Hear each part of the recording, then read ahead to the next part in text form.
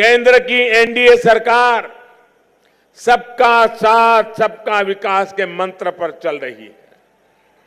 मध्यम वर्ग के साथ साथ हमारे किसान और हमारे मजदूर साथियों के लिए 2 हफ्ते के भीतर भीतर 2 बड़ी योजनाएं लॉन्च कर दी गई, लागू कर दी गई। कल ही देश भर में असंगठित क्षेत्र के अनऑर्गेनाइज सेक्टर के श्रमिक बंधुओं के लिए, मजदूरों के लिए नियमित पेंशन की योजना प्रधानमंत्री श्रम योगी मानधन योजना शुरू हुई है। इस योजना से जुड़ने वाले असंगठित क्षेत्र के तमाम मजदूरों को अब 60 वर्ष की आयु के बाद कम से कम 3,000 रुपये नियमित हर महीने पेंशन तय किया गया है। यानी साल भर में करीब करीब 40,000 रुपया बुढ़ापे में उसको काम आएगा।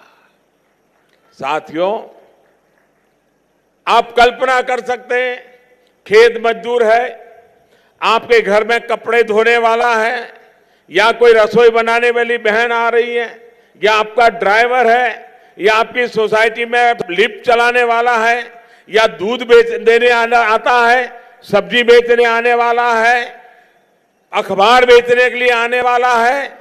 ऐसे छोटे छोटे काम करने वाले लोग, ऑटो रिक्शा चलाने वाला, टैक्सी चलाने वाला, जब शरीर काम करता है तब तक तो काम कर लेते हैं, लेकिन जब शरीर काम करना ढीला हो जाता है तो अपने भी रिश्तेदार बुढ़ापे में छोड़ देते हैं। ये मोदी सरकार है, ऐसे लोगों का हाथ पकड़ रही है। हमने अभी घुमंतू समुदाय के लिए एक वेलफेयर बोर्ड बनाने का इस बजट में घोषणा की है। इस घुमंतू समाज के वेलफेयर बोर्ड से समाज में घुमंतू समाज है, जिसमें हमारा बंजारा समाज भी है, उनके वेलफेयर के लिए पहली बार देश में अलग बोर्ड बनाने का काम हमारी सरकार ने किया है। भाइयों बहनों, यहां मुझे कोली समाज के सभी नेता मिले, उन्होंने मेरा सम्मान किया। मैं उनका हृदय से आभार व्यक्त करता हूं उनके इस समर्थन के लिए।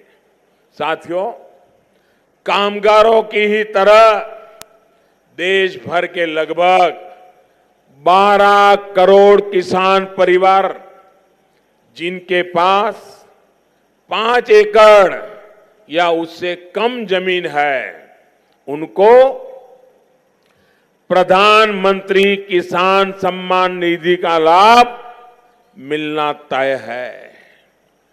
इसके तहत केंद्र सरकार सीधे किसानों के खाते में हर साल 75,000 करोड़ रुपए जमा करने जा रही है। 75,000 करोड़ रुपया हर साल